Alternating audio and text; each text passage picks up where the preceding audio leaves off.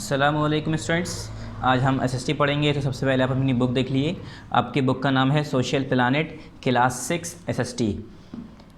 Chapter start करने से पहले हम इसका कंटेंट ओपन कर लेते हैं, आपको सिलेबस बता देते हैं। ठीक है, पीए सेकंड का सिलेबस बता देते हैं। अब जैसे कि हमने आपको हिस्ट्री में पहले बता रखा है कि पीए फर्स्ट का क्या था, हाफ ईयरली का क्या था। ऐसे ही ज्योग्राफी में आपको बता रखा था कि पीए फर्स्ट में क्या है और हाफ ईयरली में क्या है।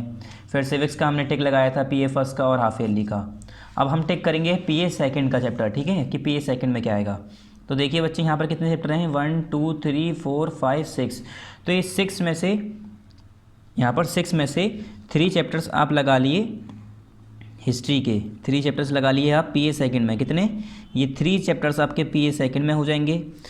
उसके बाद यहाँ पर नीचे यहाँ पर लिख लिए आप पीए सेकंड, लिख लिए यहाँ पर। ठीक है, ये आपका पीए सेकंड का हो गया, ये आपका पीए सेकंड का हो गया।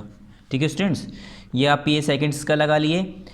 उसके बाद नेक्स्ट है हमारा यहाँ पर ज्योग्राफी का। ज्योग्राफी में आपके कितने चैप्टर्स हैं यहाँ पर बचे हुए, 1 2 3 4। तो इसमें से 4 में से 2 चैप्टर आपको पीए सेकंड में करने हैं। ठीक है, ये आपका पीए सेकंड का है। तो यहाँ पर भी आप लिख लिए पीए सेकंड, ये आपका पीए सेकंड का हो गया। ठीक है स्टूडेंट्स, ज्योग्राफी में चैप्टर नंबर 5, चैप्टर नंबर 6 पीए सेकंड का हो गया। हिस्ट्री में 6 7 8 हो गया। अब सिविक्स में लगा लेते हैं। सिविक्स में हमारे ऐसे टोटल 4 चैप्टर बचे हैं, जिसमें से आपको 2 चैप्टर किस में करने हैं, पीए सेकंड में करने हैं। कितने चैप्टर करने हैं? 2 चैप्टर किस में करने हैं? ये पीए सेकंड में करने हैं। तो आप इस पर टिक कर लिए। चैप्टर नंबर 5 और 6 ये आपका हो गया पीए सेकंड। ठीक है स्टूडेंट्स, ये आपका पीए सेकंड हो गया। तो आप दोबारा से आप देख लिए आपके चैप्टर्स क्या क्या हैं। हिस्ट्री में कितने चैप्टर हैं? 3 चैप्टर। कौन कौन से? 6 7 और 8। ये आपके पीए सेकंड में आएंगे। ठीक है, पीए सेकंड जो आपका अब टेस्ट होगा उसमें। हाफ ईयरली का जो है उससे ऊपर ऊपर सब हो चुका है, जितना भी हाफ ईयरली का है। पीए फर्स्ट है, आप इसका दे चुके हैं एग्ज़ाम। हाफ ईयरली एग्ज़ाम हो चुका है आपका, पीए फर्स्ट हो चुका है।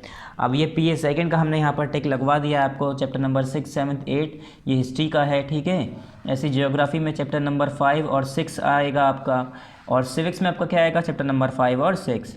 तो स्टूडेंट्स, हमने ये सब बाकी तो पहले पढ़ रखा है। आज हम पढ़ने जा रहे हैं new ideas and questions, chapter number 6। ये पार्ट नंबर 5 6 में कंप्लीट हुआ था, आपको याद हो तो। पार्ट अभी आपको बता देंगे कैसे कैसे कंप्लीट हुए थे। ठीक है, फिर हम आज स्टार्ट करेंगे चैप्टर नंबर 6, और ये किस पार्ट में स्टार्ट करेंगे ये आपको पता होना चाहिए। तो अभी हम बुक में लिखते हैं। देखिए, चैप्टर नंबर 1 पढ़ा था हमने पार्ट फर्स्ट में। ठीक है, उसके बाद हमने चैप्टर नंबर 2 पढ़ा था, ये हमारा पार्ट 2 में चला था। ठीक है, ये पार्ट 2 में स्टार्ट हुआ था। पार्ट 2 में हमने इसे पूरा कंप्लीट करा था। उसके बाद चैप्टर नंबर 3 हमारा ये पार्ट 3 में कंप्लीट हुआ, पार्ट 3 से स्टार्ट हुआ। और यहाँ पर फिर ये चैप्टर नंबर 4 आया। चैप्टर नंबर 4 भी हमने पार्ट 4 में पढ़ा। फिर उसके बाद नेक्स्ट चैप्टर नंबर 4 हमारे यहाँ कंप्लीट। उसके बाद चैप्टर नंबर 5 पार्ट 5 यहाँ स्टार्ट हुआ। उसके बाद हमने यहाँ पर पार्ट 5 कंप्लीट कर दिया था। फिर यहाँ पर पार्ट 6 स्टार्ट किया था स्टूडेंट्स। यानी चैप्टर नंबर 5 आपका कितने पार्ट में हुए? 2 पार्ट में हुए। ठीक है, ये कितने पार्ट में हुए हमारे? 2 पार्ट में हुए। और फिर उसके बाद हमें चैप्टर नंबर 5 के बाद चैप्टर नंबर 6 करना है। तो चैप्टर नंबर 6 किस में आएगा? पार्ट नंबर 7 में आएगा। यहाँ पर हमारा पार्ट नंबर 6 स्टार्ट हो गया था चैप्टर नंबर 5 में। फिर हमने एक्सरसाइज सब करी, ये पूरा यहाँ पर पार्ट नंबर 6 खत्म हुआ। हाफ ईयरली का हमारा कोर्स कंप्लीट हुआ। आज हम पढ़ने जा रहे हैं चैप्टर नंबर 6। यहाँ पर स्टार्ट होगा पार्ट नंबर 7। ठीक है स्टूडेंट, ये होगा हमारा पार्ट नंबर 7 स्टार्ट। और यहाँ पर आप क्या लिखेंगे? यहाँ पर आप डेट लिख देंगे किस दिन की। यहाँ पर डेट किस दिन की लिखनी है आपको? यहाँ पर जिस दिन ये वीडियो यूट्यूब पर अपलोड होगी उस दिन की यहाँ पर आप डेट लिख दीजिएगा। ठीक है, डेट उस दिन की ही लिखा करिए जिस दिन ये वीडियो यूट्यूब पर अपलोड होती है। ठीक है students, now new ideas and questions. ये कह रहे हैं नए आइडियाज़ और नए क्वेश्चंस, नए सवालात, नए नए आइडियाज़ और नए नए सवालात। अब ये क्या है? इसमें हम गौतम बुद्ध के बारे में पढ़ेंगे, बुद्धिज़्म के बारे में। ठीक है, कि बुद्धिज़्म जो आया, मज़हब बुद्धा जो थे उन्होंने जो मज़हब आया बुद्धिज़्म, ये कहाँ आया, कैसे आया, किस तरीके से आया। तो यहाँ पर स्टार्ट करते हैं रीडिंग करना। Let's read. The period around 6th century BC was full of spiritual upheavals. ये कह रहे हैं जो पीरियड 6ठी सेंचुरी की अगर हम बात करें, 6th सेंचुरी की, पूरी तरह से स्पिरिचुअली भरा हुआ था, स्पिरिचुअली नॉलेज से भरा हुआ था, या स्पिरिचुअली ये कह सकते हैं लोग बाग सोचते थे। ठीक है, बहुत ज़्यादा स्पिरिचुअल थे। Many schools of philosophy sprang up during this period. और इस ज़माने में जो काफ़ी फ़िलॉसफी के ऐसे स्कूल थे जो कि पूरी तरह से बिखरे हुए थे, हर जगह फैले हुए थे। ठीक है, हर जगह पूरे तरीके से हर जगह फिलॉसफी के स्कूल भरे हुए थे।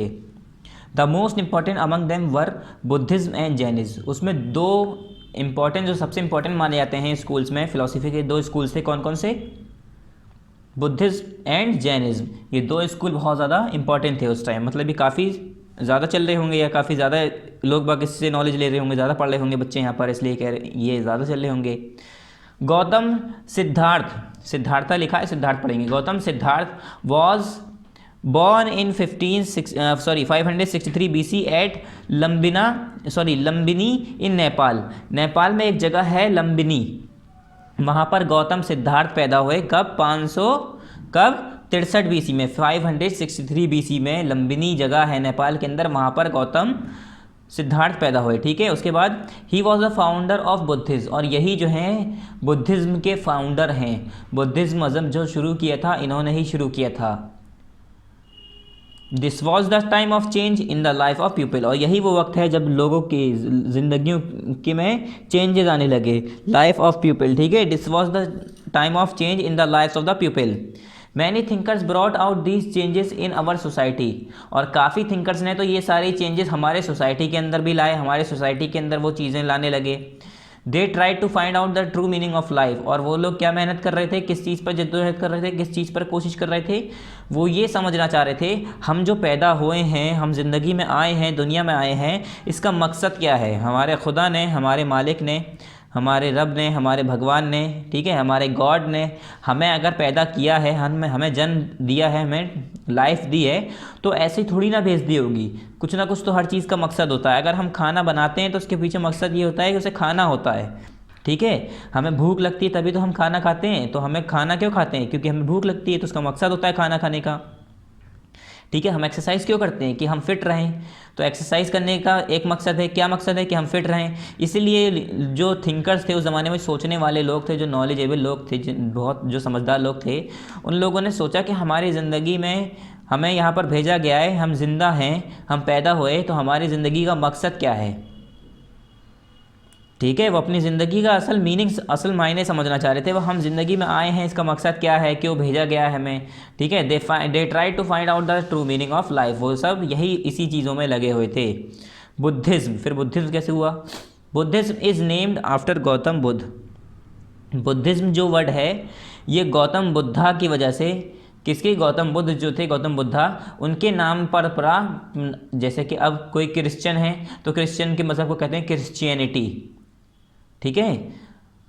हिंदू हैं तो हिंदू के हिंदुइज़्म ऐसे कहते हैं ना। जैन है तो जैनिज़्म, ऐसे अलग अलग मज़हब होते हैं, उनके नाम से पड़ जाते हैं। तो ऐसे ही गौतम बुद्ध जो थे, गौतम बुद्धा जो थे, उनके नाम से पड़ गया Buddhism. His real name was Siddharth, और यही वो सिद्धार्थ थे जिनके बारे में भी हम ऊपर पढ़ रहे थे। इनका असल नाम क्या था? सिद्धार्थ। जो बुद्धा आप हम पढ़ते हैं, गौतम बुद्धा सुना है हमने जनाब, उनका रियल नेम क्या था? तो उनका रियल नेम था बच्चों सिद्धार्थ। रियल नेम क्या था उनका? Siddhartha. He was born at Lumbini Nepal, और वो कहाँ पर पैदा हुए थे? लंबिनी एक जगह है नेपाल के अंदर, वहाँ पैदा हुए थे, नियर कपिलवस्तु। कहाँ पर? कपिलवस्तु के पास नेपाल में एक जगह है लंबिनी, वहाँ पर पैदा हुए थे। कहाँ पर? लंबिनी एक जगह है नेपाल में, नियर कपिलवस्तु, कपिलवस्तु के पास वहाँ पैदा हुए थे 563 BC में। कब? लगभग 563 BC में। His father was the chief of the शकिया claim. शकिया claim है उसका जो है, ये चीफ थे इनके फादर। इनके फादर कौन थे? शकिया क्लेम के चीफ थे। Siddhartha had a comfortable life as a prince, और सिद्धार्थ के पास एक कंफर्टेबल लाइफ थी, एक सुकूनदायक लाइफ थी, मज़ेदार लाइफ थी, मज़ेदार ज़िंदगी थी इनकी एक, जिसमें ये एक राजा की तरह, प्रिंस की तरह जी रहे थे। मगर yet he was not happy, इसके बाद भी ये हैप्पी नहीं थे, खुश नहीं थे। क्यों? क्योंकि ये अपनी लाइफ का ट्रू मीनिंग समझना चाह रहे थे। ये कह रहे थे कोई इतना गरीब है, कोई इतना अमीर है, हम यहाँ हैं, क्या मकसद है हमारी ज़मीन पर आने का, ये वो। फिर उसके बाद he left his life of a prince and abandon his family in search of true knowledge. इन्होंने अपनी जो ज़िंदगी थी प्रिंस वाली, राजकुमार वाली ज़िंदगी, उसे छोड़ दिया, और उसके बाद क्या शुरू किया? और अपने घर वालों को भी छोड़ छाड़ के चले गए। ठीक है। पहले क्या किया इन्होंने कि अपनी जो राजकुमार वाली ज़िंदगी थी उसे त्याग दिया, अब हम लोग भाई हैं, जैसे कि हमें सारी फैसिलिटीज़ मिल रही हैं तो हम फैसिलिटीज़ छोड़ के थोड़ी ना जाएंगे इधर उधर भटकने के लिए। हम क्या चाहेंगे, हम तो ऐसे ही जीते रहें, मज़े से लाइफ गुजारते रहें। इन्होंने क्या किया, अपनी जो कंफर्टेबल जो सुकूनदायक लाइफ थी प्रिंस की, उसे छोड़ दिया। Yet he was not happy. क्यों? क्योंकि वो हैप्पी नहीं थे, खुश नहीं थे। इतने सुकून के बाद, इतने आराम के बाद, एक राजा का बेटा होने के बाद भी, प्रिंस खुद राजा होने के बाद, खुद प्रिंस होने के बाद, ठीक है, प्रिंस की तरह जो इनकी ज़िंदगी थी, वो जो राजकुमार की तरह जो ज़िंदगी हो इनकी गुजर रही थी, उसे छोड़ने के बाद, मतलब उसमें जब रह रहे थे उसके बावजूद ये खुश नहीं थे, तो इन्होंने क्या किया, उसे छोड़ दिया, वो ज़िंदगी छोड़ के चले गए। He left his life of a prince and abandon his family in search of true knowledge. इन्होंने क्या किया, अपनी जो प्रिंस की ज़िंदगी थी उसे अबेंडन कर दिया, ख़त्म कर दिया, उसे रोक दिया, उसे त्याग दिया, और अपनी फैमिली से दूर चले गए नॉलेज की सर्च में, नॉलेज की खोज में, ठीक है, ज्ञान प्राप्त करने की खोज में अपने घर से दूर चले गए, निकल गए। सेल्वेशन थ्रू और यहाँ पर है फिर he practice asceticism for 6 year and then eventually discovered salvation through meditation.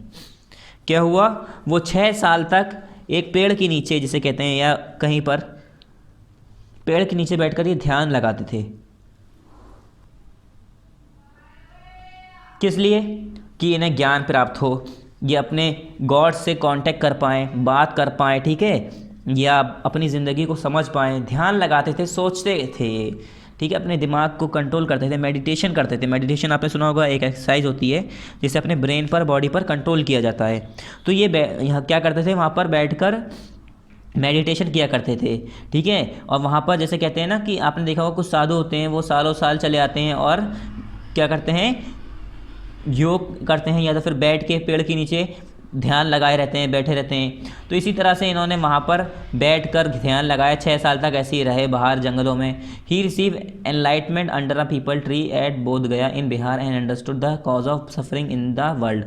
और उन्होंने क्या किया, वहाँ पर जो है उन्हें ज्ञान प्राप्त हुआ, नॉलेज प्राप्त हुई। और पीपल का ट्री है एक, बोध गया में जगह है बिहार के अंदर, वहाँ पर एक कहते हैं, वहाँ पर उन्हें ज्ञान प्राप्त हुआ था, बुद्धा को, ठीक है। और उसके बाद वहाँ पर वो समझ पाए कि ज़िंदगी का असल मकसद क्या है, इंसान ज़िंदगी में क्यों आता है, ठीक है, इंसान को ज़िंदगी में अगर भेजा गया है तो क्यों भेजा गया है। वो सारी नॉलेज फिर वो उनके पास एक्वायर हो गई, वो हासिल हो गई, और वो समझ गए कि ज़िंदगी में आने का मतलब, दुनिया में आने का असल मकसद क्या है।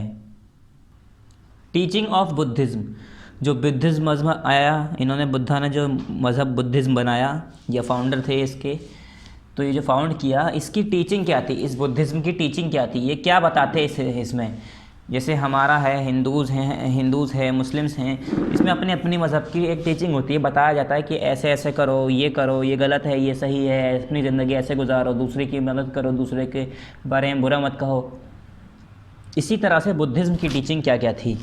Buddha told people to lead simple life. Buddha ने क्या बताया लोगों को कि अपनी ज़िंदगी को सिंपल गुजारो, मतलब ज़्यादा शान और शौकत मत यूज़ करो कि कोई राजा है तो अब तुम भी चाहो कि हम भी राजा बन जाएं। क्या करो, अपनी बिल्कुल साधारण ज़िंदगी गुजारो, simple life. He strongly believed in karma, और वो किस में बिलीव करते थे, पूरी तरह से बहुत ज़्यादा बिलीव करते थे, किसमें, कर्मा में। He believe that people suffer due to their desire. वो क्या सोचते थे कि जो लोग बाग सफ़र करते हैं, उन्हें जो परेशानी आती है वो उनकी इच्छा के वजह से परेशानी आती है, ठीक है। अगर इंसान अपनी इच्छा पे कंट्रोल, काबू नहीं कर पाएगा तो उसकी परेशानी बढ़ती जाएंगी और परेशानी होती ही रहेगी। इच्छा मतलब बोले तो जैसे कि हम कहते हैं ना कि किसी की ख्वाहिशें बढ़ती जा रही हैं, तो उसे ख्वाहिशें पूरी करने के चक्कर में वो अपनी ज़िंदगी बर्बाद कर लेगा। If they conquer their desire, और अगर उसने अपनी ख्वाहिशों को दबा लिया, उस पर वो जीत गया, दे में अटेन सेल्वेशन, तो वो क्या अटेन कर सकता है, सेल्वेशन, नॉलेज अटेन कर सकता है, ठीक है, ताकत अटेन कर सकता है, उसके पास ये ताकत आ जाएगी, समझ आ जाएगी, उसके पास कुव्वत आ जाएगी, ठीक है। Buddha preach non violence and was oppose to animal sacrifices.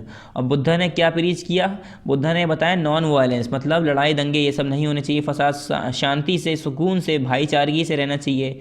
और एनिमल सेक्रीफाइसेस को अपोज कर दिया। मतलब जैसे कि पहले क्या होता था, गाय भेंट में चढ़ा दी जाती थी, भैंस चढ़ा दी गई, घोड़े चढ़ा दिए गए, बड़े बड़े अपने जानवर भेंट में चढ़ा दिए जाते थे, कुर्बान कर दिए जाते थे, सेक्रीफाइस किए जाते थे। इन्होंने क्या किया, उसे बैन कर दिया, उसे मतलब रोक दिया। बैन तो नहीं, मतलब उसके खिलाफ हुए, कोई राजा तो थे नहीं ये बैन कर देंगे, तो उसके खिलाफ इन्होंने आवाज़ उठाई कि ऐसे बेजान जानवरों को मारना नहीं चाहिए, ये वो बहुत सारी ऐसे जानवर उन्होंने बातें कही। The fundamental principle of Buddha's teaching are called the four noble truth of और आर्या सत्याज। ये कह रहे हैं फंडामेंटल जो प्रिंसिपल्स हैं बुद्धास की, वो क्या बताता है, बुद्धा टीचिंग की 4 नोबल हैं वो, ठीक है। क्या है, एक 4 नोबल 4 नोबल ट्रूथ है, और जिसे हम आर्य सत्याज भी कहते हैं। क्या कहते हैं, आर्य सत्याज। जो फंडामेंटल प्रिंसिपल है बुद्धास टीचिंग, बुद्धास की जो फंडामेंटल प्रिंसिपल हैं कि किस चीज़ पर बेस करता है वो, जिनकी चीज़ें वो क्या क्या बताते हैं, कौन सा टॉपिक लेके, जैसे हमें दे दिया कि आप इंडिपेंडेंस डे पे नोट लेके आइएगा, तो हमें एक टॉपिक दे दिया, इसी तरह से जो फंडामेंटल प्रिंसिपल था बुद्धा की टीचिंग का, वो किस पे था, 4 नोबल्स पे, जैसे कहा था आर्य सत्याज, ठीक है। दे आर कौन कौन से हैं, life is full of suffering, कि ज़िंदगी हमारी पूरी तरह से जद्दोजहद से भरी हुई है, सफरिंग से भरी हुई है, ठीक है, कभी खुशी कभी गम। This suffering has a cause, और उस सफरिंग का एक वजह होगी कोई ना कोई। अगर आप इतनी रात रात तक जग कर पढ़ाई कर रहे हैं, मेहनत कर रहे हैं, तो कोई ना कोई तो वजह होगी। क्यों, कि आप टॉप करना चाह रहे हों, या हो सकता है आप चाह रहे हो कि मेरा AMU BTech में नाम आ जाए, AMU 11th में नाम आ जाए, AMU 9th में आ जाए, AMU 7th में आ जाए, ठीक है। तो आप ये सब चाह रहे होंगे, इस वजह से क्या कर रहे होंगे, आप मेहनत कर रहे होंगे। तो ये जो सफरिंग होती है वो उसका कोई ना कोई एक कॉज होता है। Third point, the cause of this sorrow is desire.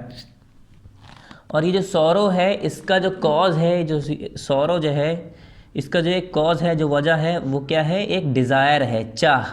तुम्हारी चाह क्या है, तो अपनी चाह की वजह से ही तुम अपने दुख को बढ़ाते हो, अपने दर्द को बढ़ाते हो। जैसी तुम्हारी चाह वैसी तुम्हारी राह। जैसे लोग बात कहते हैं ना कि लोगों की ख्वाहिशें कम नहीं होती हैं, चाहे इंसान की ज़िंदगी ख़त्म हो जाए मगर उसकी ख्वाहिश ख़त्म नहीं होगी कभी भी। अगर तुम उसे 50,000 के जूते दे दोगे तब वो सोचेगा अरे मुझे 1 लाख के मिल जाते तो अच्छा रहता, ठीक है। मतलब इंसान की ख्वाहिशें कभी ख़त्म नहीं होती हैं। Getting rid of desire and wants will lead to peace. और अगर आप इस डिज़ायर को, अपनी चाह को ख़त्म कर पाएँ, ठीक है, और अपनी जो वांट्स हैं, जो आप चाह रहे हैं कि मुझे ये मिल जाए, उसे रोक दें, उसे ख़त्म कर दें, तो आपकी ज़िंदगी में सुकून आएगा, पीस आएगा। अगर आप हर वक्त यही सोचते रहेंगे मेरे पास पैसा कहाँ से आए, पैसा कहाँ से आए, तो कहाँ से आएगा लाइफ में पैसा, कहीं से नहीं आएगा। He gave the 8-fold path to the followers. ये करें इन्होंने 8-fold पाथ्स कहे, पाथ दिए जिस लोगों को, फॉलोअर्स को।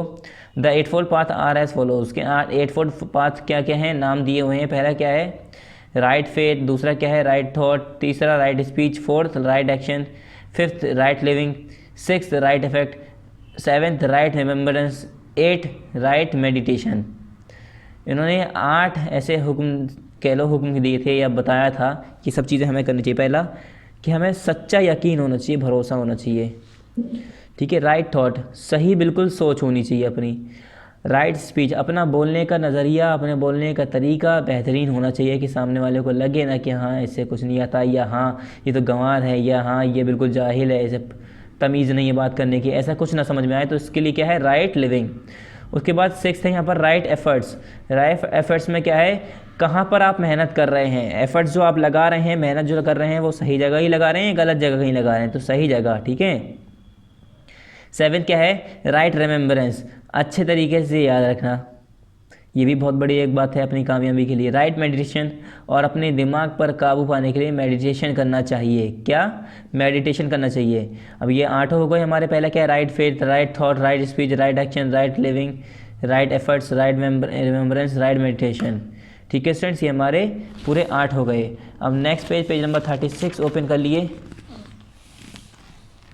यहाँ पर ये है यहाँ पर उपनिषद, क्या, उपनिषद 800 से 500 BC तक। कहाँ, 800 से 500 BC तक।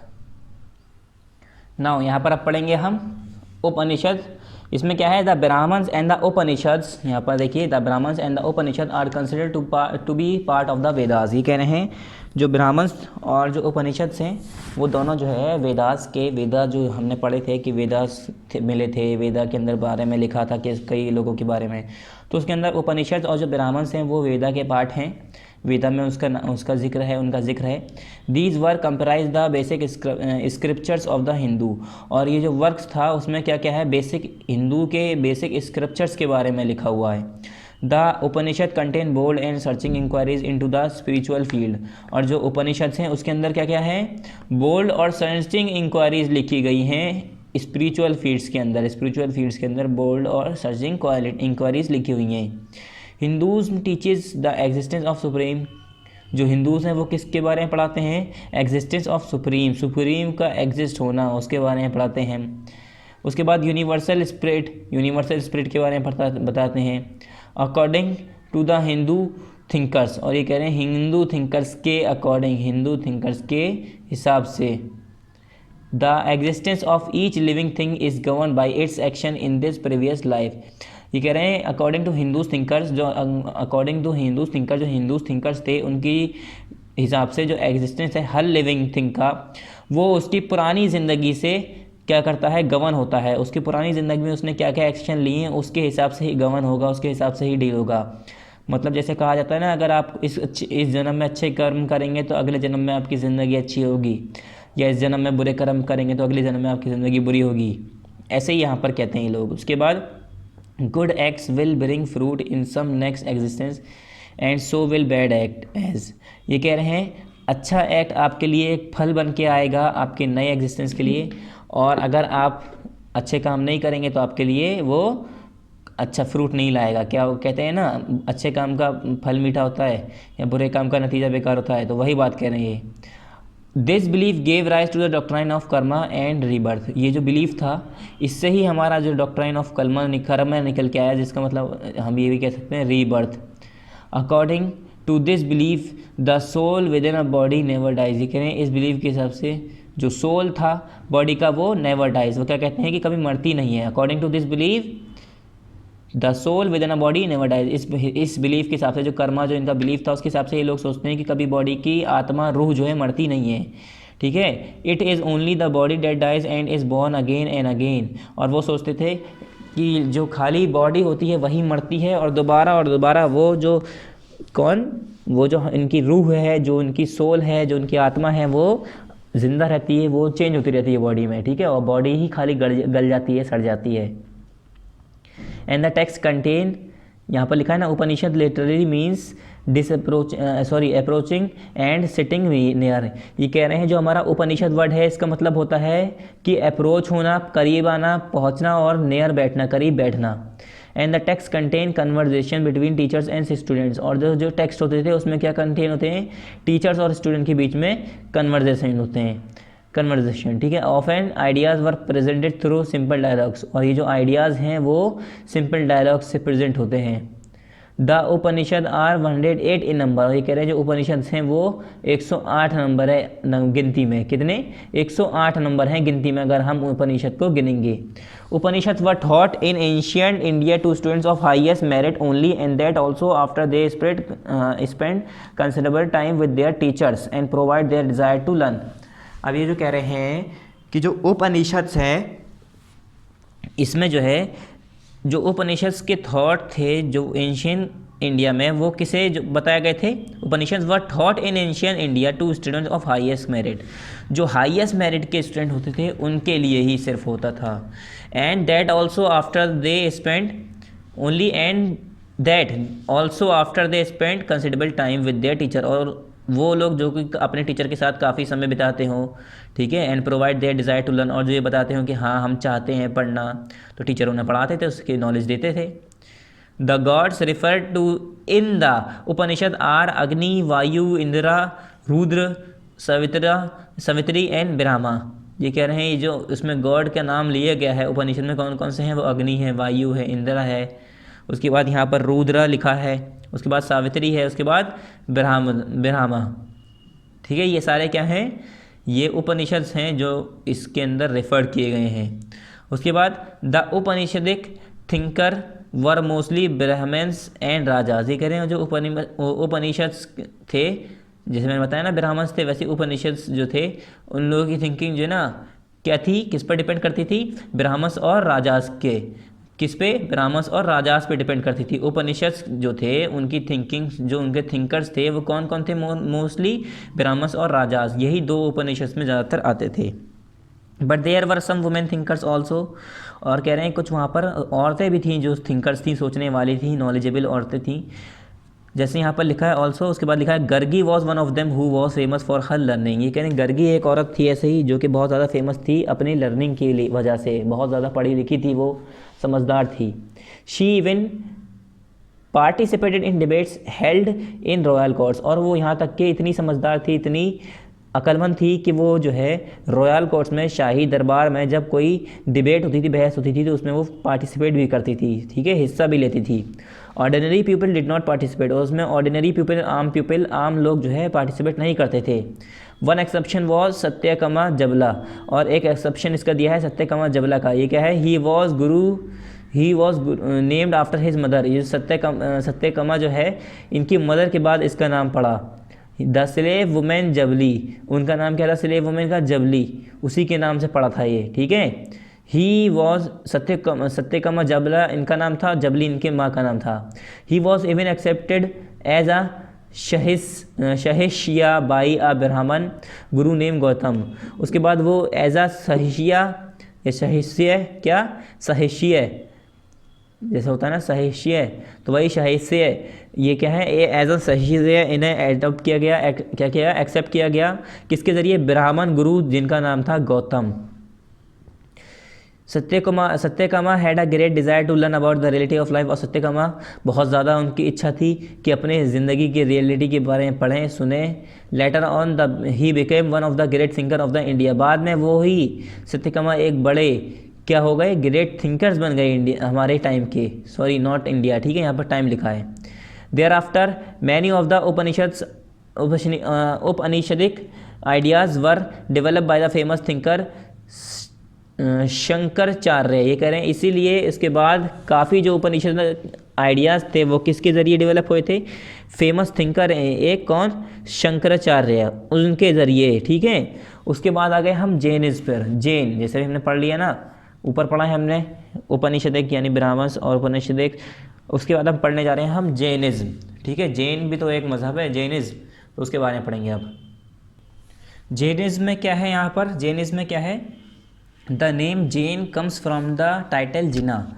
जो नाम है जैन ये किस टाइटल से आया है, जिना वर्ड, जिना एक टाइटल था उससे बन के आया, क्या बना ये, जैनिज्म। जिना का मीनिंग होता है कॉन्करर ऑफ नॉलेज, जिसे नॉलेज हो बहुत ज़्यादा नॉलेज रखने वाले को हम कहते हैं जिना, उसी वर्ड से बनाया गया जैन यानी Jainism. Vardhaman Mahavira is believe to be the founder of Jain religion, और जो वर्धमान महावीरा थे या महावीर, वर्धमान महावीरा जो थे उन्हें माना जाता है कि वो जैन जो रिलीजन है, जैनिज्म जिसे हम कहते हैं, जैन मज़हब जो है उसके फाउंडर कौन है, महावीरा, कौन, Vardhaman Mahavira. Although he was the last of 24 tirthankars, tirthankaras 24 थे, उसमें से ये 24वें थे, बिल्कुल लास्ट में थे, ठीक है। उसके बावजूद इन्हें क्या कहा जाता है, फाउंडर ऑफ जैन मज़हब के फाउंड करने वाले। Vardhaman Mahavira who live in the 6th century BC, Vardhaman Mahavira कौन थे, who live in the 6th century BC, जो कि 6ठी सेंचुरी BC में रहते थे, जिंदा थे। फर्स्ट प्रीच जैनिज्म, इन्होंने ही पहले जैनिज्म को प्रीच किया, ठीक है, फैलाया, या इसी को जैनिज्म इन्होंने ही शुरू किया। The Jains believe that Mahavira was the last of the Tirthankars और ग्रेट रिलीजियस लीडर। तीर्थंकर्स कहते हैं जो बड़े बड़े रिलीजियस लीडर्स रहे हैं, उसमें से ये 24वें नंबर पे आते हैं। तो यही जो जैन्स थे, जो मज़हब को फॉलो करने वाले लोग थे, जैनिस जो थे, वो जैनिस तो मज़हब है, और जैन जो कहते हैं उन्हें जो फॉलो करते हैं, जैसे हिंदूज़ मज़हब है तो हिंदू मज़हब को मानने वाले, ऐसे जैनिस को मानने वाले जैन। तो जो जैन थे वो लोग ये सोचते थे कि जो महावीरा हैं वो लास्ट तीर्थंकर हैं और ग्रेट रिलीजियस लीडर थे, who was preceded by 23 such leader. और ये कह रहे हैं बहुत काफ़ी जो है रिलीजियस, बड़े रिलीजियस लीडर थे ये, और इनसे पहले 23 लीडर भी गुजरे, जिसके बाद ये आखिरी लीडर बने 24वें। उसके बाद यहाँ आ जाते हैं नेक्स्ट पेज पर, पेज नंबर 37 पर। Mahavira's father was Siddhartha. महावीरा के फादर कौन थे? सिद्धार्थ। इनका नाम क्या था? Siddhartha. A chieftain of tribe in a suburb of Vaishali. Suburb कोई जगह है वैशाली की, वहाँ पर जो इनके फादर थे वो चीफ थे। कौन थे? चीफ्टन, मतलब चीफ्टन थे, ठीक है, वहाँ के पोस्ट होती है एक। कौन थे? महावीरा के फादर। ही वॉज आ क्षेत्रीय प्रिंस ऑफ द वज्जी सांगा, और वो क्षेत्रीय प्रिंस थे, क्षेत्रीय जो थे उसके राजा थे वज्जी सांगा के। टिल द एज ऑफ 30 की उम्र तक Mahavira led the life of luxury. ये कह रहे हैं महावीरा जो थे वो 30 साल तक तो खूब मज़ेदार ज़िंदगी गुजारी, क्योंकि उनके फादर जैसे कि राजा थे और उनके चीफ्टन थे वहाँ पर, ठीक है। तो उन्होंने इसके साथ साथ 30 साल तक खूब मज़ेदार ज़िंदगी गुजारी और राजा की तरह रहे। But one day he left his wife, child and home and set out for the jungles. मगर एक दिन क्या हुआ कि इन्होंने अपनी बीवी को छोड़ा, बच्चों को छोड़ा, अपने घर को छोड़ा और जंगल की तरफ रवाना हो गए, जंगल पहुँचे, जंगल में रहने लगे। For the next 12 year he meditated and prayed. और अगले 12 साल तक जब से उन्होंने घर छोड़ा वो मेडिटेशन करते रहे और दुआ करते रहे, प्रे करते रहे, प्रार्थना करते रहे। At the age of 42 he attain kaivalya और सुप्रीम नॉलेज। और जब वो 42 साल के हो गए, यानी 12 साल के बाद, उन्हें एक केवलिया हासिल हुआ, यानी सुप्रीम नॉलेज हासिल हो गई। Through which he conquered the feeling of pleasure and pain. जिसकी मदद से इन्हें पता चला, उस नॉलेज की मदद से पता चला कि प्लेजर और पेन होता क्या है, इसकी फीलिंग्स क्या है, फीलिंग्स को बारे में, उसके बारे में इन्होंने जाना, ठीक है। उसके बाद यहाँ पर नेक्स्ट पैराग्राफ है, वर्धमाना Mahavira attend enlightenment in the 13th year of voluntary exile from home. जो वर्धमान महावीरा थे, कौन? वर्धमान महावीरा थे। उन्होंने एनलाइटमेंट 13 सेंचुरी में, कब? 13th century of voluntary exile from home, अपने घर से 13वीं सेंचुरी में, वॉलेंट्री एग्जाइल के अपने घर से 13वीं सेंचुरी में क्या एनलाइटमेंट हासिल किया। उसके बाद his teaching are known as Jainism. और इनकी जो टीचिंग है, जिन लोगों को ये पढ़ाया करते थे, ये बताया करते थे, ये जैनिज़्म है। इनकी टीचिंग क्या है? Jainism. According to the Jains every object whether tree और स्टोन और अ मैन और animal has a soul. Jain मज़हब के हिसाब से, जैनिज़्म के हिसाब से, इनके हिसाब से ये कहते थे हर ऑब्जेक्ट, जितने भी ऑब्जेक्ट हैं, जितनी भी चीज़ें, चाहे वो ट्री हो, पत्थर हो, पेड़ हो, आदमी हो, इंसान हो, जानवर हो, औरत हो, हर किसी के पास रूह है, ये कहते थे, ठीक है। पत्थर पेड़ों के बाद भी कहते थे, हर चीज़ों को कहते थे कि रूह है उसके अंदर, लकड़ी के अंदर भी, ठीक है। मतलब जैन के हिसाब से, जैन जो मज़हब है उनके हिसाब से ये माना जाता है कि जितनी भी ऑब्जेक्ट्स हैं उसके अंदर रूह है, सोल है। That is the reason that they ले ग्रेट एम्फेसिस ऑन अहिंसा और नॉन इंजरी एंड दस अवॉइड हंटिंग और किलिंग एनी ऑब्जेक्ट। इसीलिए इन्होंने क्या किया, एक बड़ा एम्फेसिस, या हम ये कह सकते हैं अहिंसा पे शुरू किया। मतलब इन्होंने नॉन इंजरी, एक तरह से हम कह सकते हैं, एक एक्ट था इनका जिन्होंने बताया, नॉन इंजरी एक्ट, जिससे क्या था, जिससे हंटिंग करना, शिकार करना या किसी को मारना, किसी को नुकसान पहुंचाना, ये सब बंद कर दिया गया। ये मना करते थे उसमें, बंद तो नहीं, मतलब ये नॉलेज फैला रहे थे, लोगों को बता रहे थे टीचिंग कि हमें जानवरों को नहीं मारना चाहिए, पेड़ नहीं काटना चाहिए, पत्थर को नहीं तोड़ना चाहिए। मतलब इस तरह से नॉलेज फैला रहे थे लोगों को कि सबके पास सोल होती है। जैन मज़हब के ये थिंकिंग थी। उसके बाद टीचिंग ऑफ जेनिस। जेनिस की टीचिंग क्या थी? Jains does not believe in God. जो जेनिस होते हैं, जैन होते हैं, वो गॉड के अंदर बिलीव नहीं करते हैं, भगवान के अंदर बिलीव नहीं करते हैं। Whatever is great ethical and has power in the soul of man is God. ये कह रहे हैं जो भी बड़ा इंसान होगा, एथिकल होगा और जिसके पास ज़्यादा पावर होगी, in the soul of man, इंसान जैसे कोई आदमी है उसके रूह में, उसकी ये कह सकते हैं उसकी सोल में जिसके अंदर ज़्यादा पावर होगी वही गॉड मान लिया जाता था। मतलब जो ज़्यादा पावरफुल है उसी की आज्ञा का पालन होगा। Rituals like yajna are a waste of time. और जैसे कि यहाँ पर यजना होती है, वो रिचुअल्स जो होती हैं वो सब वेस्ट ऑफ टाइम मानते थे लोग। Mortification of the body, fast, discipline, modesty, service and tapasya are commended to its follower. और इसमें क्या होता था, ये लोग मोटिफिकेशन किस तरह के करते थे, जैसे कि फास्ट रखना, रोज़े रखना, ठीक है, और डिसिप्लिन में रहना, मोडेस्टी, सर्विसेज और तपस्या करना, ठीक है, ये पूजा करना, ये सारी चीज़ें इसके फॉलोअर को कमेंडेड की गई थी, मतलब बताई गई थी। The killing of animals, plant and stone is prohibited because they are presume to have life. और जानवरों को मारना, पेड़ों को काटना, पत्थरों को मारना, तोड़ना, ये सब जो है मना कर दिया गया था, क्योंकि वो लोग क्या प्रज्यूम करते थे, क्या सोचते थे कि इन लोगों के पास भी लाइफ है, इन लोगों की भी ज़िंदगी है, तो इन्हें हम मार नहीं सकते, तोड़ नहीं सकते। महावीरा थॉट दैट 3 रत्न्स, इन्होंने 3 रत्न के बारे में सोचा। कौन कौन सा? Right belief, right knowledge and right conduct. कि हमें राइट बिलीव होना चाहिए, राइट नॉलेज होनी चाहिए और राइट कंडक्ट होना चाहिए। Are the means through which one can attain moksha और सेल्वेशन। ये करें, अगर किसी के अंदर राइट बिलीव हो, राइट नॉलेज हो और राइट कंडक्ट हो, तो वो क्या पा सकता है? मोक्षा पा सकता है, सेल्वेशन पा सकता है, ठीक है, नॉलेज हासिल कर सकता है, ठीक है, ज्ञान प्राप्त हो सकता है उसे। Jainism enjoins one to abstain from destroying any life. ये कह रहे हैं जो जैनिस्ट थे वो इंजॉइन करते थे एक को, किससे? From destroying any life, from stealing, from lying, from unchastity and from possessing property. ये कह रहे हैं किसी की ज़िंदगी को बर्बाद करना, चोरी करना, झूठ बोलना, ये सारी चीज़ें करना, गलत काम सारे ये मना करते थे, ठीक है। The authority of the Vedas are denied by Mahavira. और जो अथॉरिटी थी वेदास की वो महावीरा के ज़रिए डिनाइड कर दी गई थी, मना ही कर दी गई थी इसकी, ठीक है, इस पर या तो फिर इन्हें भरोसा नहीं था। Attainment of salvation is the greatest of is object of life. और ये कह रहे थे सेल्वेशन को हासिल करना ये ज़िंदगी का बड़ा सबसे मकसद होता है, ऑब्जेक्ट होता है, यही सबसे बड़ा अचीवमेंट होता है।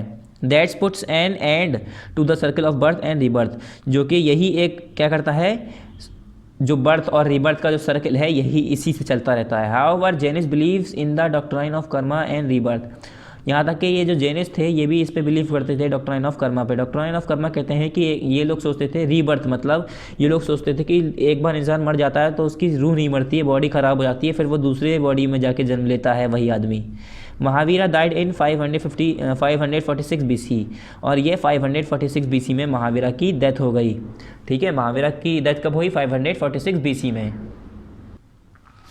नेक्स्ट पैराग्राफ यहाँ पर नीचे, the language use by Mahavira to teach was the Prakrit. और जो लैंग्वेज थी महावीरा जो यूज़ करते थे लोगों को पढ़ाने के लिए, नॉलेज देने के लिए, वो कौन सी लैंग्वेज यूज़ करते थे? प्राकृत लैंग्वेज, जैसे कि हम पीछे चैप्टर में पढ़ चुके हैं, ठीक है। हमने कई लैंग्वेज के बारे में बताया था, संस्कृत भी यूज़ होती थी, प्राकृत भी यूज़ होती थी। तो प्राकृत लैंग्वेज महावीरा यूज़ करते थे लोगों को पढ़ाने के लिए। Prakrit was the language of the local people. और वहाँ के जो लोकल लैंग्वेज थी यही प्राकृत लैंग्वेज थी। वहाँ के जो लोकल लोग थे, वहाँ के रहने वाले, वो सब प्राकृत लैंग्वेज यूज़ करते थे। कौन सी? Prakrit language. Jainism was mainly supported by the trader community. और जो जेनिस थी वो किसके ज़रिए सपोर्ट हो रही थी? जो ट्रेडर कम्युनिटी थी वो सब उस जेनिस को सपोर्ट कर रहे थे। Farmers who had to kill insect to protect their crops found it more difficult to follow the rules. और जो फार्मर थे, जो किसान थे, अब उन्हें क्या करना पड़ रहा था? वो अपने क्रॉप्स को बचाने के लिए बैक्टीरिया को मारेंगे, इंसेक्ट्स को मारेंगे। आपने देखा होगा दवाई डाली जाती है।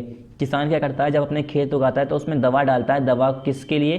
कीड़े मकोड़ों को मारने के लिए, जो फसल ख़राब कर देते हैं। तो उनके लिए ये फॉलो करना जेनिस बहुत मुश्किल पड़ रहा था। क्यों? क्योंकि जेन ये कहता है किसी की जान लेना, चाहे वो बैक्टीरिया ही क्यों ना हो, चाहे वो हमें दिख रहा हो चाहे नहीं।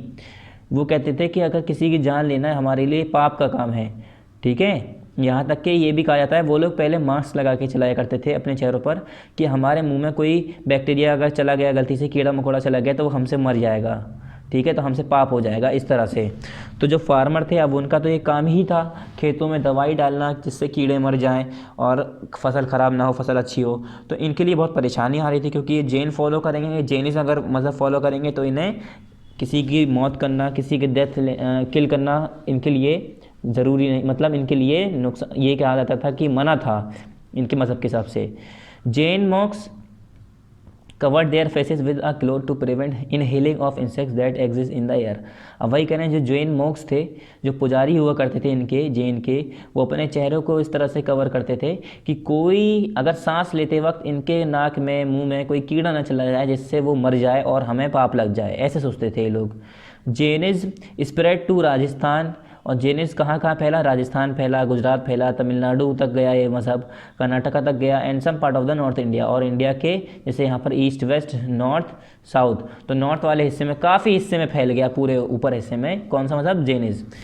और मैंने बताया ना इनके मज़हब में ये कहा जाता था एक बैक्टीरिया को भी मारना पाप है, क्योंकि हमारे हक नहीं है उसे मानना, उसकी ज़िंदगी है, उसकी लाइफ है, उसकी रूह है। तो हमें उसने तो गॉड में बनाया है, तो गॉड ही उसे ख़त्म करेगा, हम कुछ नहीं कर सकते। फिर आया the Sangha. The Buddhist Sangha was the order of Monks. ये कह रहे हैं जो बुद्धिस्ट सांघा था वो एक मॉन्क्स का एक ऑर्डर था। The monks and nuns belongs to the Buddhist. जो मॉन्क्स होते हैं और जो नन्स होते हैं, आपने सुना होगा साधु और नन्स भी सुना होगा, वो किससे बिलोंग्स करते हैं? बुद्धिज्म से बिलोंग करते हैं। किससे? बुद्धिज्म से। और किससे? And Mahavira Sanga travel all the air around. और यहाँ पर क्या लिखा है? And Mahavira Sanga travel all the air round. ये कह रहे हैं और जो महावीरा सांगा थे वो पूरे साल इधर उधर घूमते रहे, ट्रेवल करते रहे।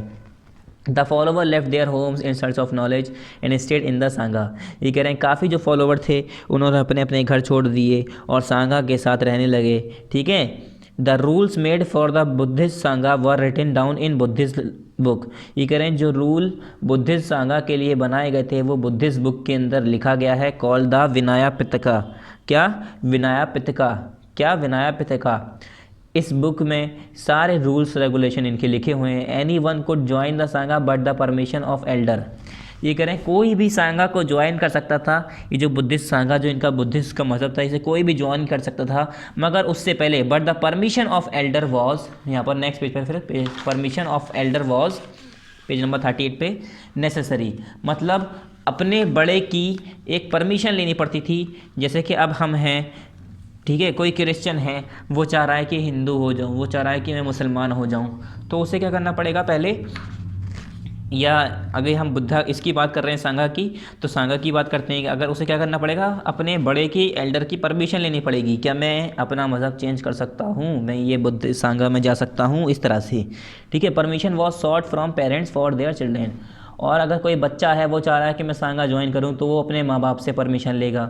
मास्टर फॉर स्लेव्स, और गुलाम बनना चाह रहा है, जैसे कि कोई गुलाम है, कोई नौकर चाकर है। पहले ज़माने में ऐसा होता था ना, गुलाम भी होते थे, अमीर अमीर लोग होते थे, वो गुलाम रख लिया करते थे, पैसा दे के खरीद लिया करते थे लोगों को काम वाम के लिए। तो जो गुलाम होते थे वो किससे लेते थे?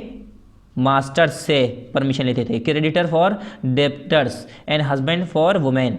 और वुमेन जो औरतें होती थी वो अपने हस्बैंड से, अपने पति से आज्ञा लेती थी। ऐसे डेप्टर्स जो होते थे वो क्रेडिटर्स से लेते थे। मतलब जैसे ये कह सकते हैं हमारा कोई ना कोई एक लीडर होता है, कोई ना कोई गाइडर्स होता है, हमें जो गाइड करता है, हमारी ज़िंदगी चलाता है, ठीक है, हेल्प करता है। जैसे हमारे माँ बाप हमें गाइड करते हैं, ठीक है, हमें राय मशवरा देते हैं, तो इसीलिए हमारे लिए वो एल्डर होए तो उनसे हम राय मशवरा लेंगे, उनसे पूछेंगे। इसी तरह से कहा है परमिशन लेने के लिए उन लोगों को। Life in a sangha was a simple one followers meditated for most of the time and for food they had to beg. ये कह रहे हैं लाइफ जो थी सांगा की वो बहुत सिंपल थी। ज़्यादातर वो क्या करा करते थे? बस वो मेडिटेशन करते थे ज़्यादातर, ठीक है, for most of the time and for food they had to beg. और खाने के लिए उन्हें क्या करना पड़ता था? वो भीख मांगा करते थे। भीख मांगा करते थे मतलब ऐसे नहीं, उनकी काफ़ी इज्जत हुआ करती थी। क्यों? क्योंकि वो लोग दूसरों की नज़र में एक, जैसे आपने साधुओं को देखा होगा, ठीक है, या जो पंडित जी होते हैं तो उन्हें खाना तो खुद दे के जाते हैं ना लोग मंदिरों में, ठीक है, अपना तो स्पेशल बनता नहीं है। या जैसे कि अब मस्जिद का इमाम होता है, मस्जिद का इमाम अपना खाना नहीं बनाता, उसका काम बस होता है नमाज़ पढ़ाना, ठीक है, बाकी सारी नॉलेज देना, अपनी जो हमारी इस्लामिक नॉलेज है उसे फैलाना। हम खाना कौन पहुंचाता है? खाना पहुंचाते हैं लोग बाग, उनके लिए टाइम टू टाइम उनके लिए लोग बाग खाना पहुंचाते हैं। इसी तरह से जो ये थे, इन लोगों का क्या काम था? बस ये मेडिटेशन करते थे, बस अपने भगवान की, अपने खुदा की याद में डूबे रहते थे, अपने उन्हें याद करते रहते थे। और खाना जो होता था इधर उधर से इन्हें मिला करता था, खुद नहीं बनाते थे। सो दे वर कॉल्ड भिक्कूज। इसी वजह से इन्हें भिक्कूज के नाम से जाना जाता था, क्योंकि ये भीख मांग के, एक दूसरे से मांग के खाना खाया करते थे। Bhikkhus is the word use in Prakrit for beggar. और भिक्कूज जो वर्ड यूज़ होता है वो प्राकृत लैंग्वेज में यूज़ होता है, जिसका मतलब होता है बेगर यानी भिखारी, ठीक है, भिखारी को कहते हैं हम भिक्कूज। उसके बाद they taught others and help one other an other. ये एक दूसरे को पढ़ाया करते थे और एक दूसरे की मदद किया करते थे। Brahmins, Kshatriyas, merchants, labourers, barbers, courtesans and slaves all join the sangha. ये सारे जो मज़हब के लोग थे, कौन कौन से? ब्राह्मण, लेबरर्स, बार्बर, ठीक है, कोटिसेंस और स्लेव्स जो थे वो सभी सांगा में ज्वाइन होने लगे। Many of them wrote down the teaching of the Buddha. और काफ़ी ने तो बुद्धा की टीचिंग्स को भी लिख रखा था, लिखा, ठीक है, कि बुद्धा ने नॉलेज क्या क्या दिया, बुद्धा क्या बता के गए, वो सब नोट करते रहे। जैसे हम स्कूल में नोट्स बनाते हैं, अगर हमारा कोई टीचर पढ़ा रहा होता है, हम इंपॉर्टेंट चीज़ें लिखते रहते हैं। इसी तरह से बुद्धा की नॉलेज को भी काफ़ी लोगों ने लिख रखा है, टीचिंग्स को लिख रखा है। उसके बाद आते हैं मोनास्ट्रीज पे। ये क्या होता है, to teach people both the Jaina and Buddhist monks travel from one place to another throughout the year. ये कह रहे हैं पीपल को, लोगों को पढ़ाने के लिए दोनों जो बुद्धिस्ट मोंक थे और जो जैन मोंक्स थे, जो साधु थे इनके, वो एक जगह से दूसरी जगह सालों साल चलते रहे, मूव करते रहे, अपनी नॉलेज को फैलाने के लिए, अपने जो अपने पास नॉलेज थी उसे दूसरों तक बांटने के लिए वो लोग बस सफ़र करते रहे, सालों साल तक चलते रहे। उसके बाद but during rainy season it was difficult for them so they stayed inside the sanghas. मगर बरसात के मौसम में इनके लिए बहुत ज़्यादा डिफ़िकल्टीज़ होती थी, परेशानी होती थी कि वो एक जगह से दूसरी जगह जा पाएँ, तो वो अपने सांगाज में ही रुका करते थे। The supporters and followers of the two religions build temporary shelter for the monk in garden और they live in natural caves in hilly areas. ये कह रहे हैं जो सपोर्टर्स होते थे, इनके साथ जो होते थे लोग बाग, जो साथ साथ इन्हें सपोर्ट करते हुए चल रहे थे, जो इनके फॉलोअर थे, इनके जो मुरीद जिसे हम कहते हैं, इनके फॉलोअर थे, इन्हें मानने वाले थे, दो रिलीजन के, जैसे कि एक हमारा बुद्धिज्म और जैन, वो लोग क्या करते थे, टेम्पररी शेल्टर, छत बना लिया करते थे नॉर्मली कुछ दिनों के लिए रहने के लिए। जैसे बारिश हो रही है तो छप्पर टाइप का बना लिया। फॉर द मॉन्क्स, किसके लिए, मॉन्क्स के लिए, जो उनके साधु होते थे उनके लिए। कहाँ पर, गार्डन में। और या तो फिर कुछ नेचुरल केस होती थी उसके अंदर, पहाड़ी इलाके से जैसे गुजर के जा रहे हैं, वहाँ पर कोई गुफा उफा बनी हुई है पहले से, तो उसके अंदर रुका करते थे ये लोग। But with the time, supporters of the monks and nuns felt the need for more permanent shelter। मगर हाथ के हाथ साथ साथ क्या होता रहा, जब जैसे कि लोग बाग भी ज्वाइन होते जा रहे थे, इनके साथ बढ़ते जा रहे थे, तो जो इनके परमानेंट, जो इनके नन्स थे, जो मोंक्स थे, साधुओं के लिए, ये लोग सोचने लगे सपोर्टर्स कि हमें अब परमानेंट घरों की ज़रूरत है, परमानेंट शेल्टर की ज़रूरत है। And so they built monasteries, तो इन्होंने मोनास्ट्रीज बनाना शुरू कर दी। यहाँ पर देखिए मोनास्ट्रीज पूरी बनी हुई है, यहाँ पर किला टाइप का लग रहा है, ठीक है। तो इन्होंने मोनास्ट्रीज बनाना शुरू कर दिए, जिसे हम कहते हैं मोनास्ट्रीज, ठीक है। क्या कहते हैं, मोनास्ट्रीज। आप अपनी बुक में देखिए, आप अपनी बुक में देखिए, आपकी बुक में ज़्यादा साफ नज़र आएगा। These were known as viharas, और इन्हीं मोनास्ट्रीज को हम विहाराज के नाम से जानते हैं। Earlier the viharas were mainly made of wood but later on bricks were used. पहले क्या होता था, जो विहाराज होते थे, ये जो मोनास्ट्रीज जो बनाए जाते थे, घर जो बनाते थे ये लोग रहने के लिए, पहले लकड़ियों के बनाए जाते थे, उसके बाद फिर वो ब्रिक्स के बनाने लगे, ठीक है, ब्रिक्स के बनाने लगे, ईंटों के। Some were even in caves that were dug out in hills. यहाँ तक कि कुछ कैनवस के मदद से बनाए जाते थे, कि जो कि गड्ढे खोद के हिल्स के अंदर, पहाड़ों के अंदर बनाए जाते थे। जैसे यहाँ पर तो ऐसा लग रहा है कुछ पहाड़ों को खोद दिया है और अंदर कमरे से बना दिए। यहाँ पर देखिए होल दिख रहे हैं इस तरह से, ठीक है। स्पेशली इन वेस्टर्न इंडिया, अगर हम स्पेशली देखना चाह रहे हैं आप लोग, तो ये कहाँ पर दिखते हैं, वेस्टर्न इंडियाज़ में, ठीक है, वेस्टर्न इंडिया में। Very often the land on which the vihara was built was donated by rich merchant और लैंड ओनर और द किंग। ये कह रहे हैं जो काफ़ी बहुत ज़्यादा जो जगह थी, विहारा जो जगह थी जहाँ पर विहारा बनाए गए थे, वो सब डोनेट कर दी गई थी। किसके ज़रिए, जो रिच मर्चेंट थे, बड़े बड़े लैंड ओनर थे, और जो किंग थे, राजा थे, उन लोगों ने क्या कर दिया, उसे डोनेट कर दिया, दान दे दिया। Sometimes local people also donated the gift of food, और कभी कभी जो लोकल लोग होते थे वो लोग उन्हें क्या गिफ्ट किया करते थे। जैसे कि अब कोई साधु जा रहा है उनके इलाके में, या ठहरा हुआ है, तो उसे खाना खिला देना, पानी पहुंचा देना, दवा दे देना, ठीक है, कपड़े पहुंचा देना, ठीक है। तो इसी तरह के वो लोग लोकल पीपल गिफ्ट्स दे दिया करते थे, जैसे कि फूड देना या क्लोथिंग देना या मेडिसिन देना। For the Buddhist and Jain Monks and nuns, जो बुद्धिस्ट और जैन मॉन्क्स हुआ करते थे और जो नन्स हुआ करते थे, उनके लिए जैसे कि कभी कभी खाना दे दिया। अब जैसे हमारे घर की तरफ से कोई बुजुर्ग जा रहे हैं, भूखे प्यासे लग रहे हैं, तो आपको कभी कभी ऐसा लगता है चलो खाना दे देते हैं, पैसे दे देते हैं, कुछ मदद कर देते हैं, या वो लोग खुद मांग लेते हैं कि बेटा कुछ खाने को दे दो, या कुछ पैसे दे दो, या कपड़े दे दो, तो हम लोग मदद कर देते हैं। इसी तरह से इन लोग बाग भी मदद कर दिया करते थे। Many kings and nobles help to spread both the religions in India and abroad. ये कह रहे हैं काफ़ी राजा ने और नोबल्स ने क्या किया, इन्हें मदद की कि ये जो इंडिया है, हमारे इंडिया के अंदर, अब्रॉड और उसके बाहर, ये जो रिलीजियस नॉलेज है ये फैलती जाए। मतलब ये जो बुद्धिस्ट और जैन्स है ये मज़हब फैले, इसमें काफ़ी राजाओं ने मदद की। Monks and nuns thought the people, और जो मॉन्क्स थे और जो नन्स थे वो लोगों को पढ़ाया करते थे, टीचिंग दिया करते थे, ठीक है, उसकी नॉलेज दिया करते थे। Both preached equality between man and man, और क्या लोग बाग क्या बताया करते थे, हर इंसान के बीच में इक्वलिटी बताया करते थे कि हर इंसान बराबर है, हर इंसान बराबर है, इक्वलिटी की बात करते थे। नॉन वायलेंस की बात करते थे। नॉन वायलेंस मतलब जो आतंक फैलाने के लिए मना करते थे कि लड़ाई नहीं करनी है, हमें सुख और शांति से रहना है, प्यार मोहब्बत से रहना है। प्योरिटी ऑफ थॉट, और अपनी थॉट को, अपनी सोच को बिल्कुल साफ़ सुथरा बनाना है, गंदी सोच नहीं रखनी है, ठीक है। हमेशा दूसरों के बारे में अच्छाई ढूंढो, उसकी अगर कोई बुराई है तो उसमें मिट्टी डालो, उसे बुराई को ख़त्म करो, उसे समझाओ, उसे भी पढ़ाओ, उसे भी अच्छी बातें सिखाओ, ठीक है, और उसकी अच्छी बातें सोचो या किसी की बुराई मत सोचो। हर वक्त बस प्योरिटी होनी चाहिए थॉट में, तुम्हारी थिंकिंग में प्योरिटी होनी चाहिए, थॉट में, वर्ड में और डीड्स में। डीड्स कहते हैं कर्म, जैसे तुम्हारे जो कर्म हैं, जो तुम काम कर रहे हो वो प्योर होने चाहिए, साफ़ सुथरे होने चाहिए, बैड डीड नहीं होने चाहिए, गुड डीड होने चाहिए। तुम्हारे जो वर्ड्स हैं, तुम्हारे जो ज़बान से अल्फाज निकल रहे हैं वो दूसरे के लिए कैसे होने चाहिए, अच्छे होने चाहिए, बुरे वर्ड्स नहीं होने चाहिए, ठीक है। कैसे वर्ड्स होने चाहिए, अच्छे वर्ड्स होने चाहिए। दूसरों के लिए ऐसे वर्ड मत निकालो, ऐसे उपशब्द जिसे हम कहते हैं, बुरे शब्द मत निकालो जिससे दूसरे को ठेस पहुँचे, बुरा लगे, नुकसान हो, ठीक है। उससे क्या है, मोहब्बत जो होती है आपस में वो ख़त्म हो जाती है, दुश्मनी पैदा होती है, एक दूसरे से लोग बाग नफरत करने लगते हैं, एक दूसरे की बुराई करते हैं, ऐसे ही फिर चलता चला आता है। उसके बाद आया द सिस्टम ऑफ आश्रम्स, फिर आश्रम्स का सिस्टम शुरू हो गया।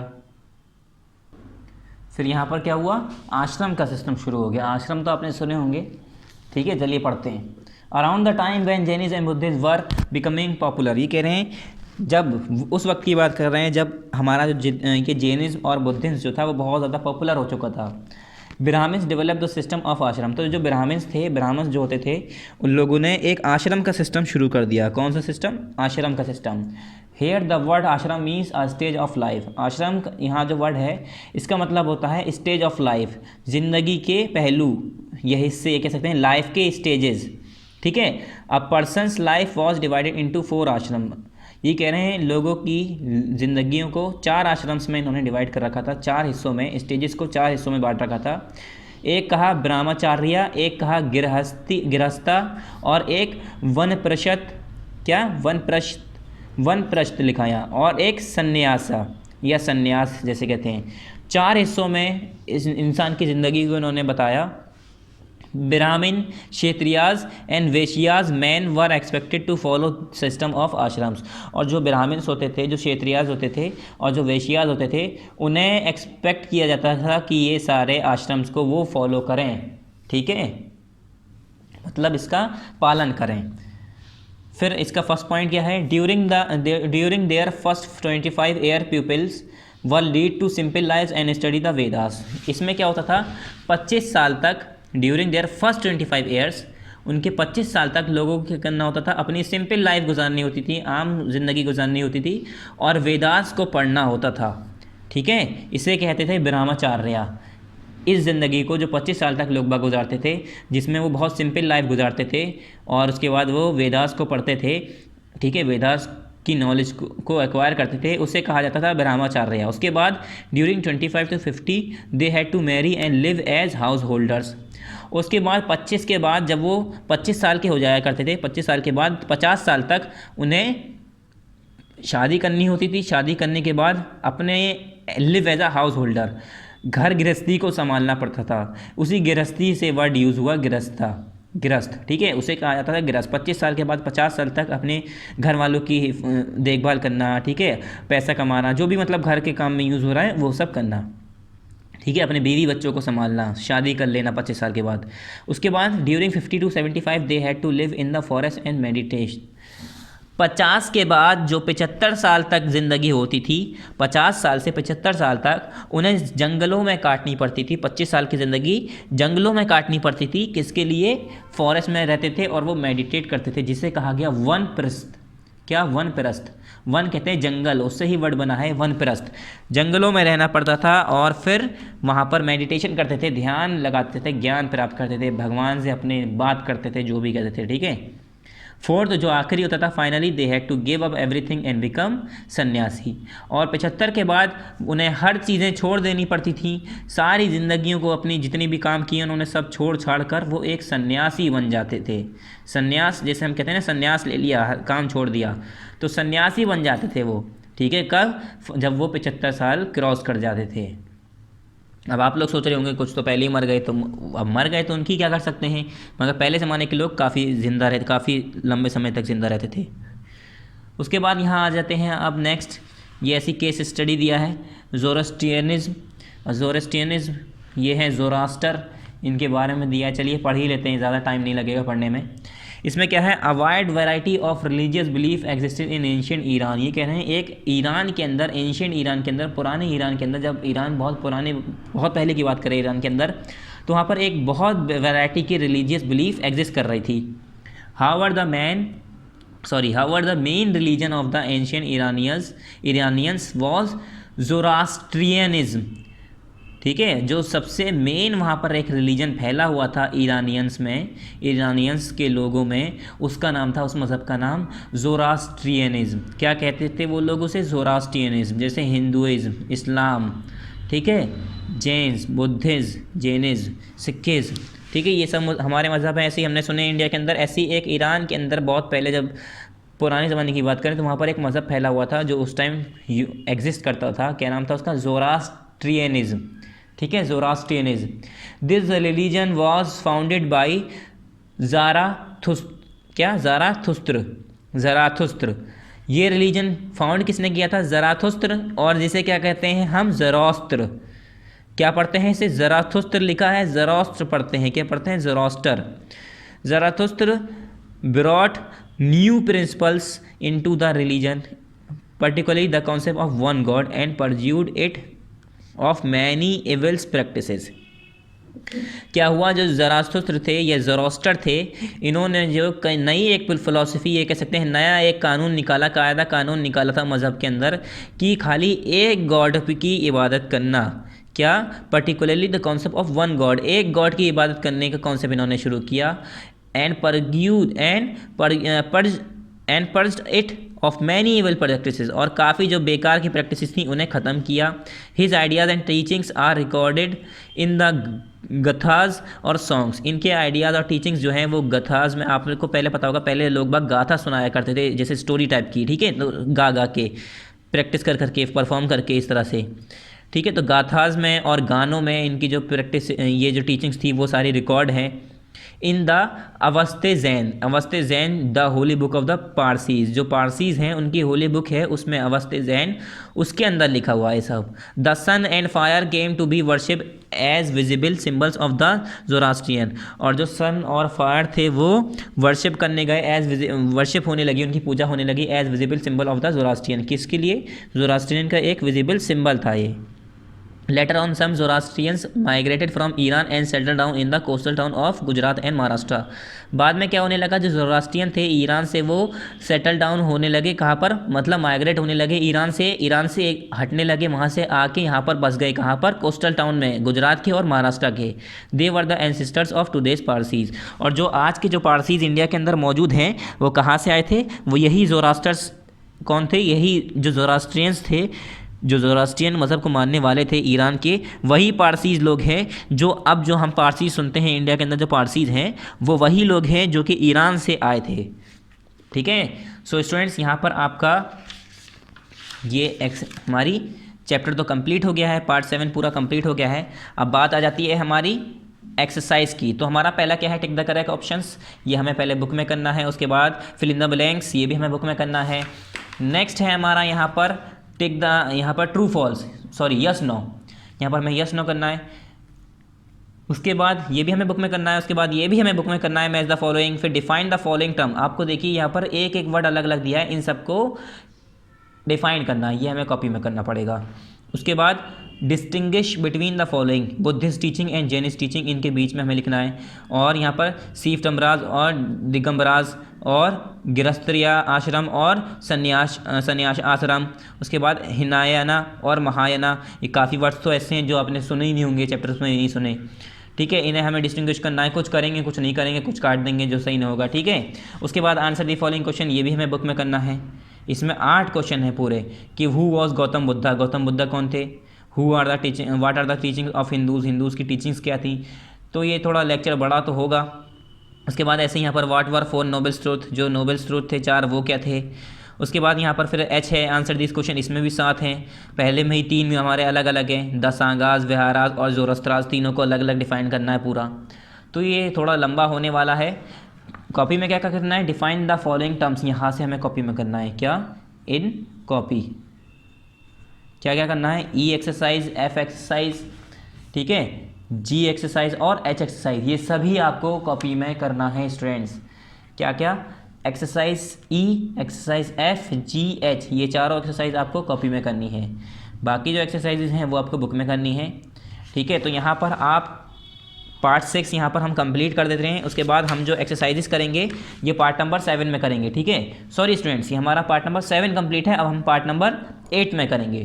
तो यहाँ पर आप लिख लिए पार्ट नंबर 7 कंप्लीटेड। ठीक है स्टूडेंट्स, यहाँ पर आप लिख लिए पार्ट 7 कंप्लीटेड। अब सिर्फ और सिर्फ एक्सरसाइज का एक हमारा वीडियो लेक्चर आएगा जिसमें आपको खाली एक्सरसाइज कराई जाएगी। पार्ट नंबर 7 यहाँ कंप्लीट हो गया है।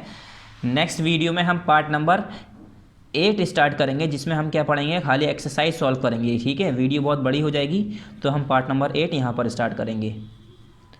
ठीक है, यहाँ पर पार्ट नंबर 8 स्टार्ट होगा जिसमें हम क्या करेंगे, सिर्फ और सिर्फ एक्सरसाइज करेंगे, tick the correct options, fill in the blanks, ये सारी एक्सरसाइजेज 10-20 मिनट की लेक्चर में हम कर देंगे। और अगर ये हुआ साथ साथ तो हम पार्ट नंबर यहाँ पर 9 भी स्टार्ट कर देंगे, यहाँ पर मतलब चैप्टर नंबर 7 भी स्टार्ट कर देंगे। तो यहाँ पर स्टूडेंट्स हमारा पार्ट नंबर 7 कंप्लीट हो गया। यहाँ पर हमने पार्ट नंबर 8 स्टार्ट कर दिया। अब आ जाइए कंटेंट पे जल्दी से। पार्ट नंबर 8 हमारा नेक्स्ट वीडियो में होगा। तो हिस्ट्री में हमने अभी बताया न्यू आइडियाज़ एंड क्वेश्चंस, ये हमारा पार्ट नंबर 5-6 में कंप्लीट हुआ था। ये हमारा किस में कंप्लीट हुआ, पार्ट नंबर 7 में हमारा हुआ और 8 में हुआ। तो हमने पार्ट नंबर 7 पढ़ा दिया है, 8 हमारा बाकी रह गया है स्टूडेंट्स। ठीक है, पार्ट नंबर 7 और पार्ट नंबर 8 जिसमें हमने 7 पढ़ा दिया है, 8 बाकी रह गया है, new ideas and questions. Next time हम ये दोबारा पूरा करेंगे, मतलब दोबारा नहीं, पार्ट नंबर जो बचा हुआ है, एक्सरसाइज बची हुई हैं वो हम नेक्स्ट वीडियो में पढ़ेंगे। So thank you very much, अस्सलाम वालेकुम।